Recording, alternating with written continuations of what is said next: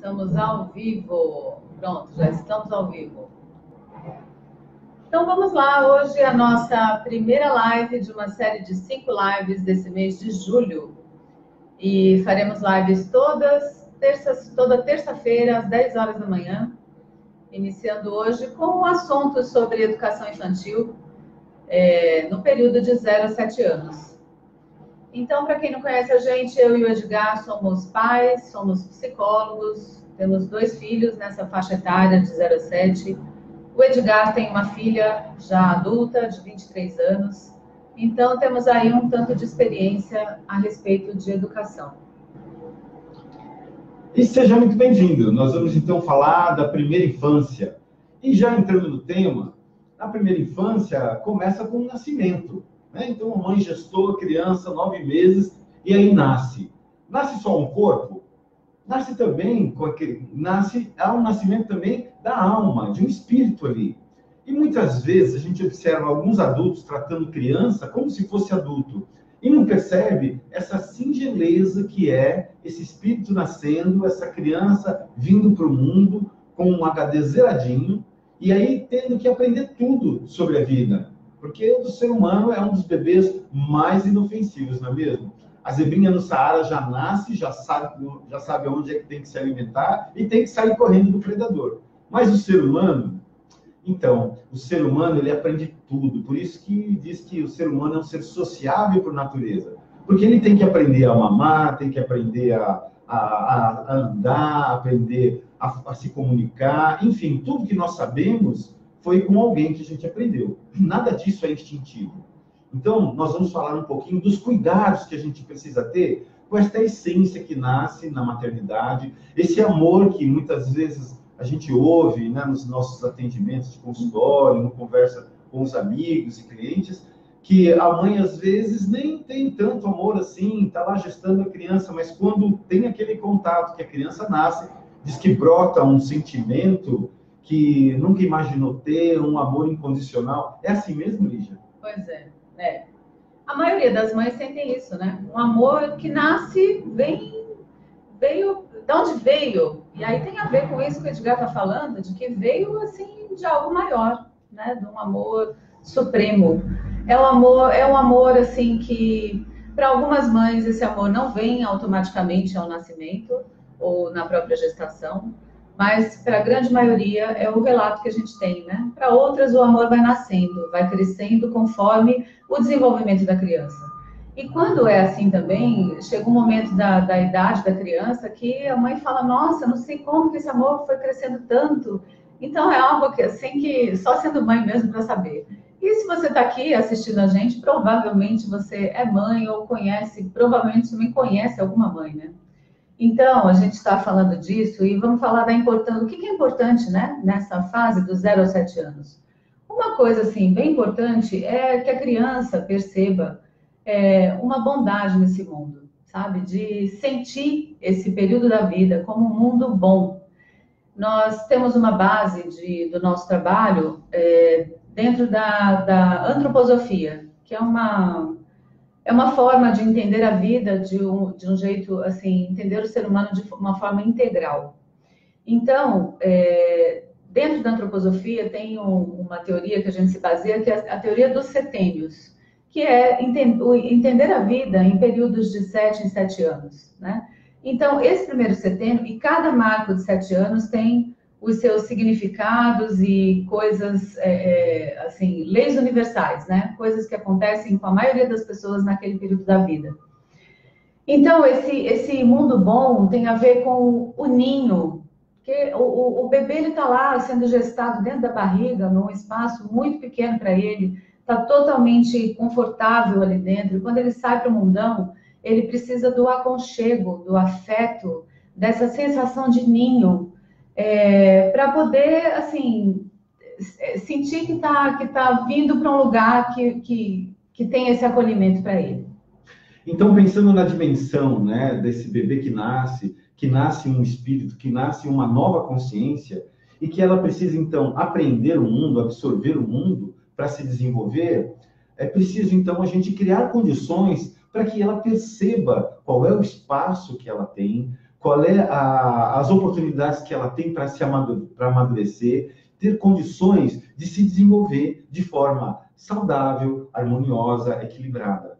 Então, muitas vezes, o que acontece é que quando os pais lidam com os filhos e não se preparam para isso, não estudam, não pensam no que a criança precisa para se desenvolver, muitas vezes a paternidade é exercida de forma um tanto reativa. Ou seja, como eu fui tratado na minha infância, né? E seja aí as mais diversas formas, né? E situações que podem surgir, pais autoritários, pais liberais, ou responsáveis, que às vezes também a constituição de família não é só papai e mamãe, pode ser criado por um tio, por um avô, foi adotado. Então, tudo isso gera uma memória de como lidar com criança.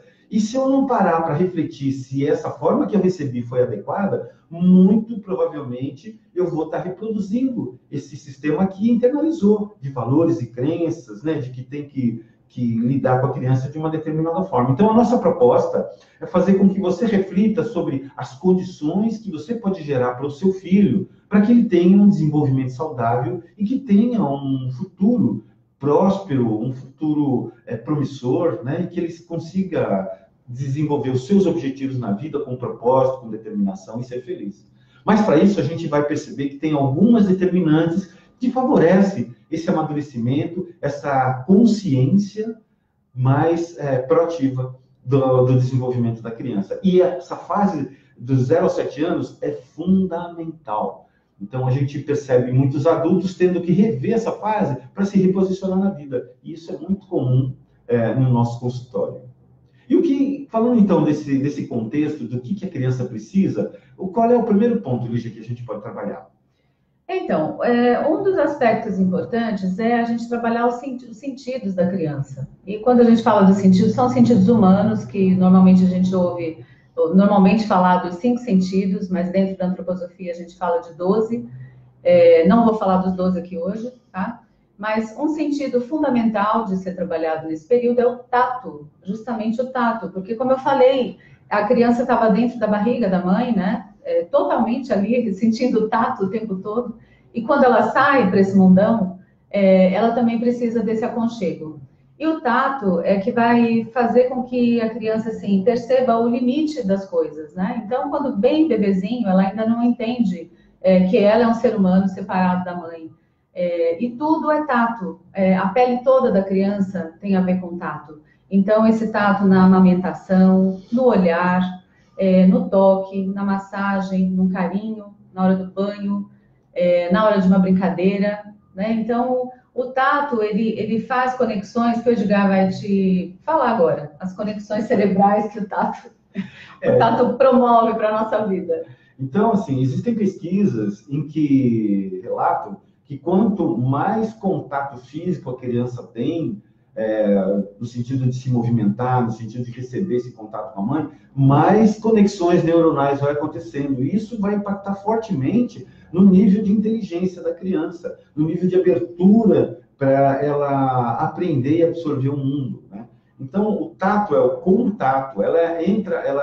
Uma criança que é massageada, que é acolhida, que é abraçada, que ela vive esse contato físico, ela também é uma criança que muito provavelmente não vai ter dificuldade de se relacionar com as pessoas, que ela provavelmente não vai ter dificuldade em se adaptar às circunstâncias, às situações. Ela vai ter uma segurança interna. E o tato é isso. A criança está lá na barriga da mãe, no meio líquido, e está tudo muito solto. Ela não tem essa dimensão. Quando ela sai da barriga da mãe, não tem mais essa pressão ou da água, do líquido, ou o limite da barriga mesmo da mãe. Ela está livre, ela está solta.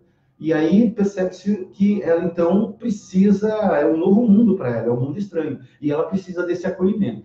Tanto que, antigamente, existia aquela técnica do coelho, né, que era enfaixar a criança logo que nasce, porque ela precisa desse acolhimento. E a criança, às vezes, chorando muito enquanto bebê, e se você faz isso, esse enfaixamento, ela se sente acolhida. E aí ela se acalma, e é onde ela começa a perceber uma nova dimensão. Então, é tudo uma adaptação para o corpo físico, mas também para a compreensão da criança, para a percepção que ainda é mínima, os órgãos ainda não estão formados, o cérebro, o pulmão, o intestino ainda não estão formados. Então, eles vão se formar nesse momento. E o âmbito emocional também se dá através da pele. Tanto que na psicossomática, quando a pessoa tem questões emocionais muito intensas, muita erupção de pele, problemas de pele acontecem por conta de algum desequilíbrio emocional. Então, o toque na criança é uma coisa muito importante, principalmente na hora do banho, na hora do repouso, na hora de colocar para dormir, e de brincar e de acolher. Então, o tato é algo que vai influenciar muito nas relações humanas dessa criança. Então, é muito importante. E é interessante, né, que os homens, principalmente os pais, né, alguns, eles são meio restritos em relação aos filhos. As meninas não, ele pega no colo, beija e tal. Mas com o menino não. O menino, assim, tem que ser distante, tem que ser mais duro, tem que ser mais firme. Mas é importante abraçar o seu filho, beijar o seu filho, mesmo depois da adolescência, entendeu? Para que ele sinta esse acolhimento. Ele vai rejeitar, mas se você insiste, passada a fase da adolescência, ele vai perceber essa importância do afeto, da confiança, do vínculo, onde a gente cria esse vínculo e que é um vínculo que a gente leva para a vida toda, de segurança. Né? Porque enquanto é criança a gente acha tudo uma graça, né? O bebezinho é uma delícia de pegar no colo, de brincar. E então é comum, né? Isso que ele falou dos pais, assim, quando o bebê tem esse acolhimento e tal, mas conforme vai crescendo, lá pelos 5, 6 anos, já começa a ter uma distância um pouquinho maior, né? E outra coisa importante, falando que eu falei dos 12 sentidos, né? Então, hoje eu vou explorar aqui um pouquinho de 4, tá? O sentido vital, ele tem a ver com a alimentação, né? Com o desenvolvimento dos órgãos, como o Edgar falou agora há pouco.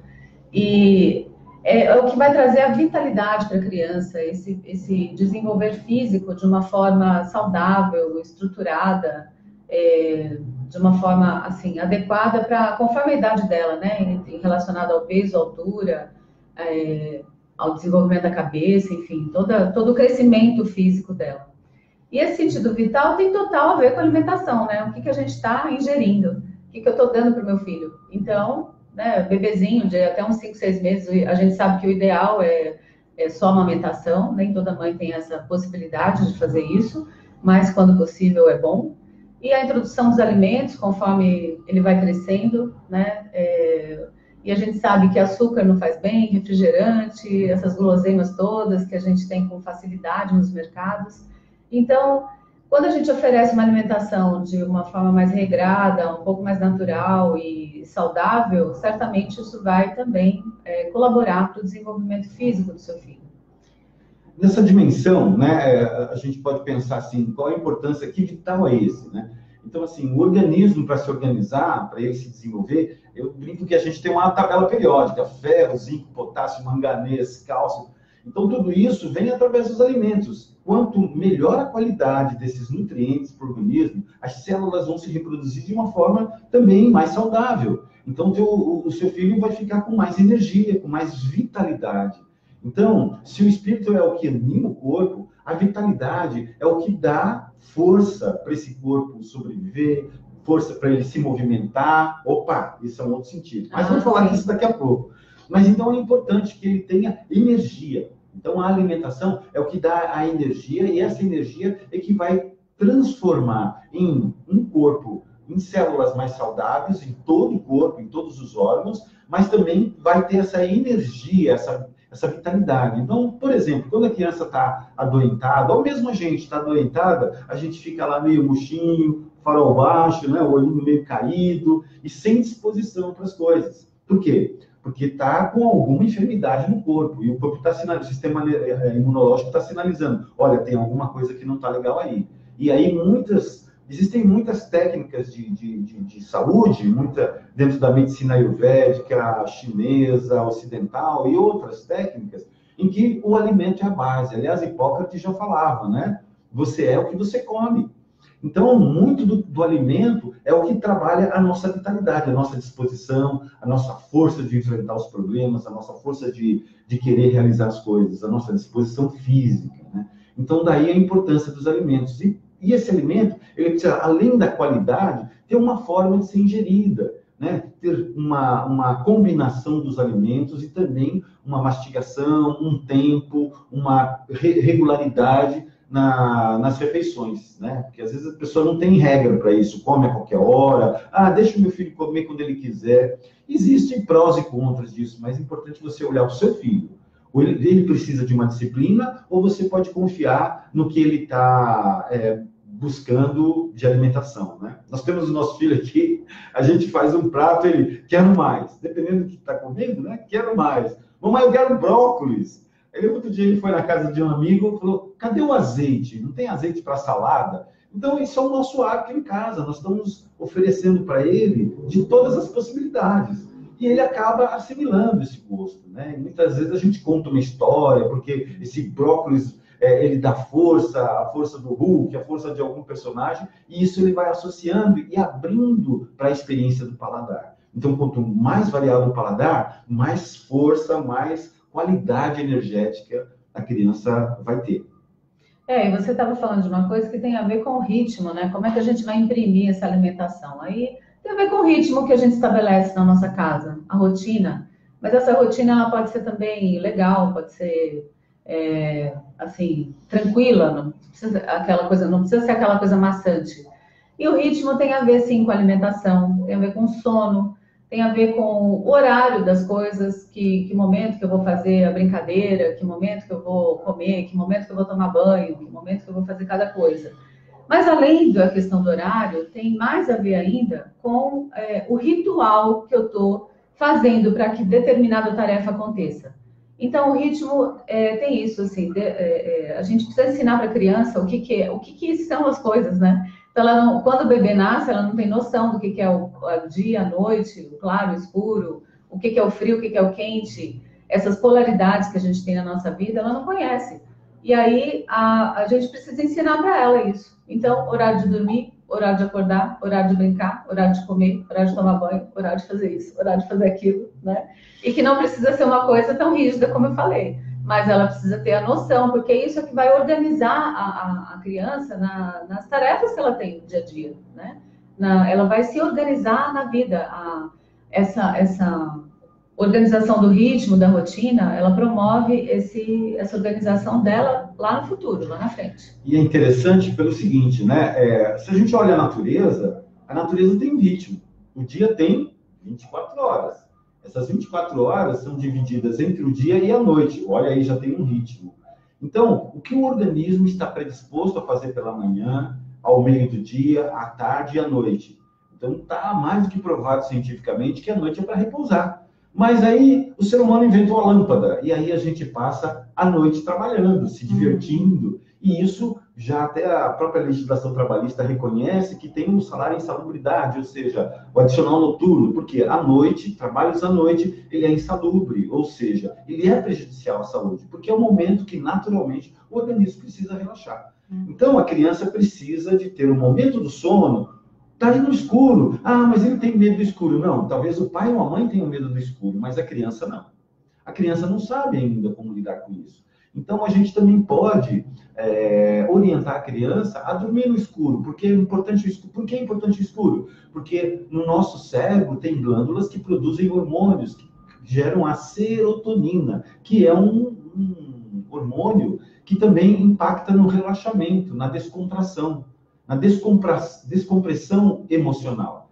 Isso é importantíssimo. Então, as pessoas, quando estão muito agitadas, elas não conseguem ficar no escuro absoluto. Por quê? Ela está ansiosa, ela está com a falta, com a carência desses hormônios. Então, esses ritmos é importante para que o organismo da criança e o nosso organismo também se harmonize com a natureza. Então, não é uma coisa de querer organizar, sistematizar racionalmente. Tem um fundamento com essa organicidade, né, da natureza e que nós fazemos parte dela. Quanto mais respeitarmos, quanto mais estivermos alinhados com esses ritmos da natureza e organizando o nosso ritmo interno de vida, mais harmonia, mais equilíbrio, mais vitalidade a gente tem. Exatamente. E dentro dessa questão também do ritmo, né, tem a questão aí do movimento, porque assim, a criança, antes de eu falar do movimento, que é um dos sentidos também, a gente entende que o ser humano, ele tem o pensar, ele tem o sentir e o agir, né? O agir é a vontade, é o movimento que a gente faz na nossa vida. E nesse período de 0 a 7 anos, é justamente essa parte do ser humano que está sendo mais desenvolvido, o movimento, a ação, a vontade de querer fazer acontecer. Então, por isso a importância da criança brincar. Pode ver que a criança, ela, quando nasce, ela se movimenta, assim, até ela começar a se movimentar um pouco mais, né? Se a gente colocar ela no bueiro, ela vai ficar ali até uns 3, 4 meses conseguindo ficar ali. Depois desse período, ela já não consegue mais, que é movimento total nos braços, nas pernas. Às vezes, para trocar uma fralda, dá até muito trabalho, porque ela não para de se mexer, né? E aí, esse movimento ele precisa continuar. Então, aos poucos, ela vai tendo consciência de como, do que está movimentando, né? Vai se conscientizando o que é a perna, o que é o braço, o que é o joelho, o que é a cabeça, etc. Então, ela vai crescendo e querendo mais esse movimento. E aí, nisso, ela vai começar o quê? A engatinhar, ela vai rolar, ela vai engatinhar, daqui a pouco ela vai ficar em pé, daqui a pouco ela vai começar a andar, né? Ver uma criança começando a andar é um processo muito lindo, né? Porque ela dá um passinho, daqui a pouco já cai, levanta, vai de novo.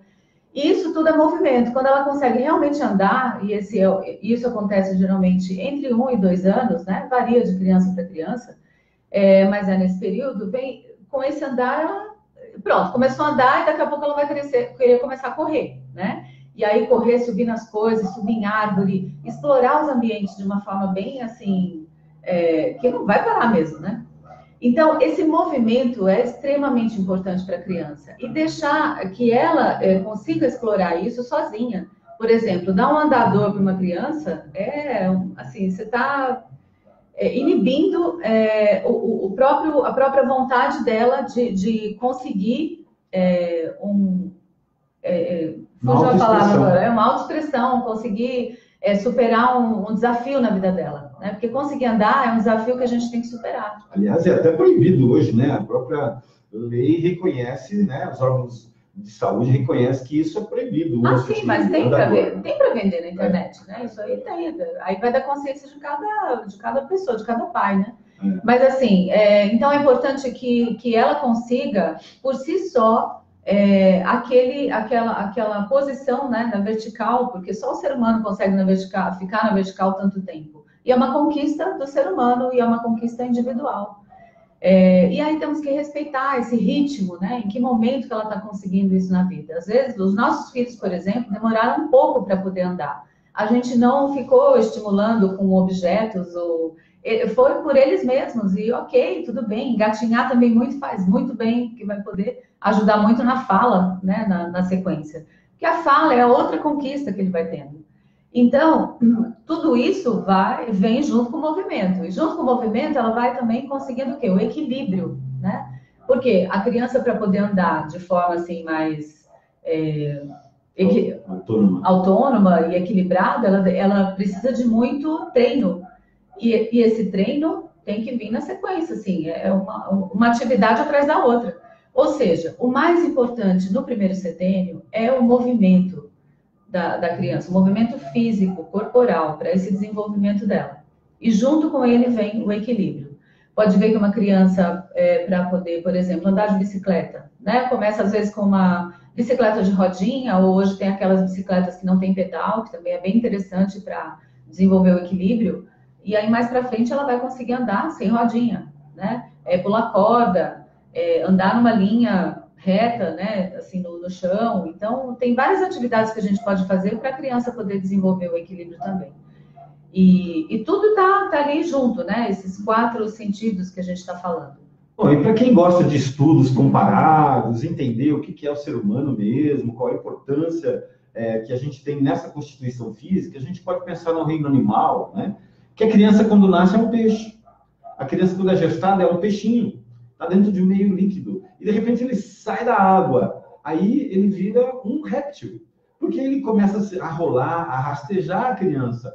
São os primeiros movimentos que ela faz. Então, intelectualmente, mentalmente, ela ainda está muito reduzida a capacidade dela de pensar, de perceber o mundo. A visão dela ainda não é completa, ela não consegue perceber. Mas é a visão que ela está rastejando. Daqui a pouco ela rola, daqui a pouco engatinha. Opa, 4 patas. Já tem as patinhas. E aí já começa a olhar o mundo numa outra dimensão. Ela já começa a levantar a cabeça, né? E daqui a pouco ela começa a querer se apoiar, querer ficar ereta. E quando atinge a condição ereta, é quando a cabeça também vai ficar numa posição em que os próprios órgãos da cabeça estão mais equilibrados para promover o desenvolvimento. E aí a nossa condição humana no reino animal, que é o pensar. A capacidade de pensar no reino animal é do ser humano. Esse é o diferencial. E é na posição ereta. Então, a posição ereta tem a cabeça, a coluna vertebral nessa posição vertical e a possibilidade de movimentação dos braços e pernas e de conquistar o ambiente e relacionar com ele e transformar esse ambiente. Então, tem todo um estudo em termos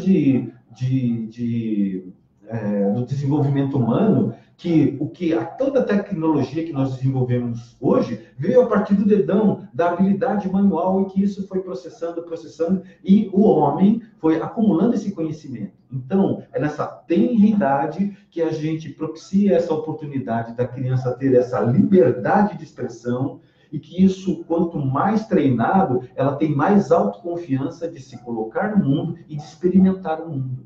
Então, o movimento é importante para isso, porque o movimento é que leva ela em contato com a parede, com o brinquedo, com os animais, com os pais, com os amigos, com a sociedade, quiçá com o mundo, e gerar uma mudança no mundo. Está nesse simples ato de você possibilitar essa mobilidade física da criança. E é como ela vai se posicionar, como ela vai se movimentar no social, né?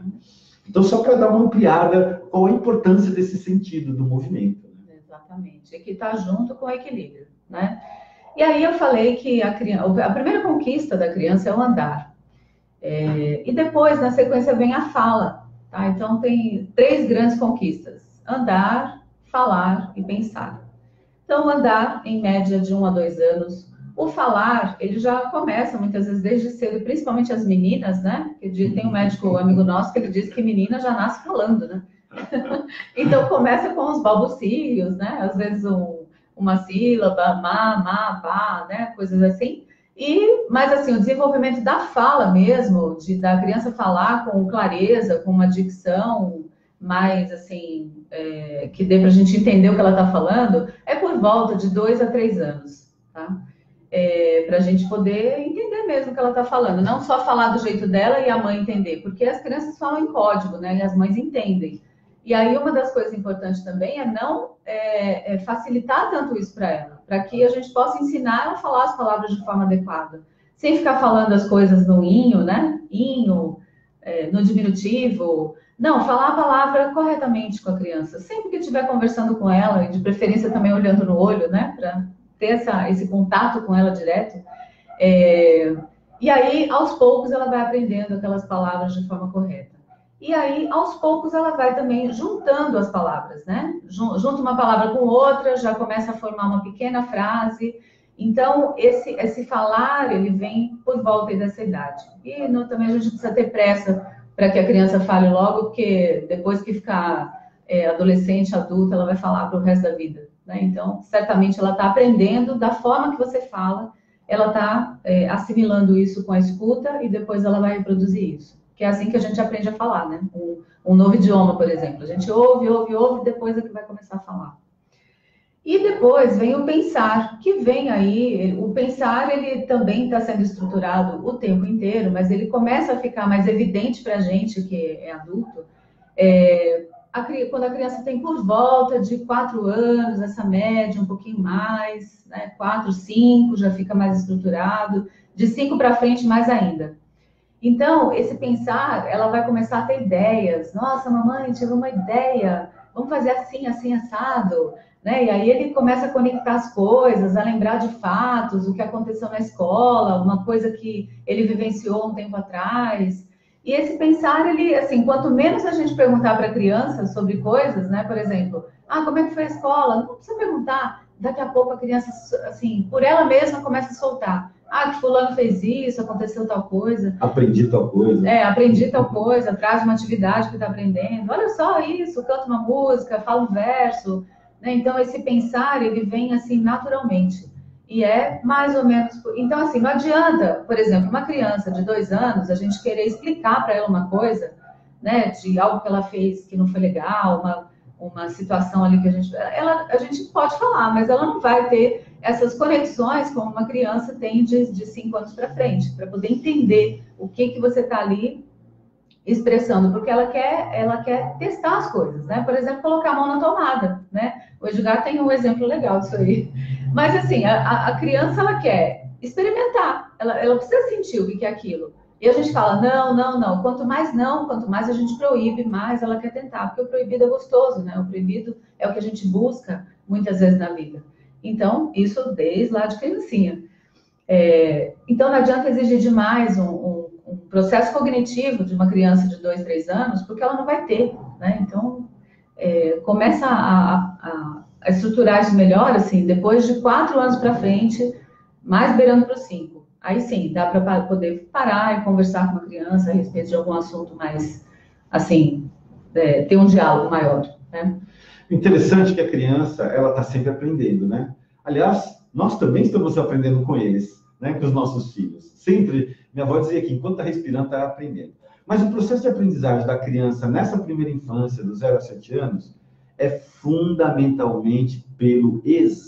Então, você pode explicar, você pode conversar, é importante que você faça isso, dentro do nível de compreensão que a criança possa ter, e não exigir dele uma resposta imediata, mas ele está assimilando, principalmente pelas suas atitudes. Então, quando você conversar, tem um tom de voz acolhedor, um tom de voz de carinho, de orientação, um amor, e não uma agressividade, ou porque você está bravo, você vai lá e dá uma bronca. Isso, e dá uma bronca orientando, mas de repente ele olha você fazendo o que você está dizendo para ele não fazer. Como é que fica? Às vezes pega aqui em casa, né? Fala, olha, não faça isso, daqui a pouco. Mas papai, você está fazendo isso? Fala, filho, eu estou fazendo por causa desse contexto outro, mas o que fica para ele? Meu pai está se contradizendo. Então, por quê? Porque ele está vendo o exemplo. Então, muito importante é a gente agir com nossos filhos, né? A gente ter uma interação, criar um vínculo em que possa conduzi-lo através das nossas ações. Isso é fundamental, né? E nós vamos estar falando nas próximas lives sobre tudo isso que a gente pincelou hoje. Porque cada tópico desse que a gente falou, do ritmo, do movimento, da vitalidade, da alimentação, sono, movimento, tudo isso tem um estudo muito grande que a gente quer passar essa informação, porque a gente vê que muitas pessoas não têm... Primeiro que assim, a gente casou, legal, vamos ter filho? Vamos, mas o que é ter filho? Né? E nós temos uma surpresa para você dentro em breve, que vai ser bem legal. Então, o filho não vem com manual, não é mesmo? E a gente precisa, então, estudar, precisa conhecer, compartilhar com outros pais que têm experiências, e a gente traçar a nossa forma, a nossa paternidade, a nossa maternidade com os nossos filhos, né? Mas de forma mais consciente, de forma mais assertiva. E é essa a nossa intenção com esse canal de lives. Nós temos também aí um canal no YouTube, no Instagram e Facebook, acompanha a gente, e a gente vai estar passando esse conteúdo. Ser pai e ser mãe não é uma coisa instintiva, é uma coisa que a gente aprende. Então, se a gente aprende, a gente pode compartilhar, a gente pode estudar, buscar mais informação. Se você gostou, dê aí o seu joinha, compartilhe dúvidas, perguntas que você queira saber, que você tenha dúvidas. A gente vai ter o maior prazer em responder e auxiliar você, tá bom? Isso aí. Então, e se tiver perguntas, depois é só mandar aí para o nosso inbox, para o nosso direct, quem tiver no Instagram, no Facebook. Enfim, faça perguntas e a gente vai responder. Se quiser que a gente fale sobre algum assunto desse período de 0 a 7 anos, também sugira temas para a gente poder trazer para essa nossa live. Terça que vem estaremos aqui novamente às 10 horas e a gente vai divulgar o tema da live em breve, da semana que vem. E aceitamos sugestões também. Então, muito grato a todos vocês que estiveram presentes aqui nessa primeira live dessa série aqui de julho. E semana que vem a gente volta. Um grande abraço. Até mais.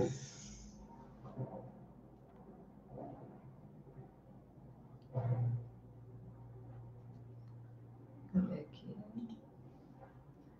Salvar. E no computador?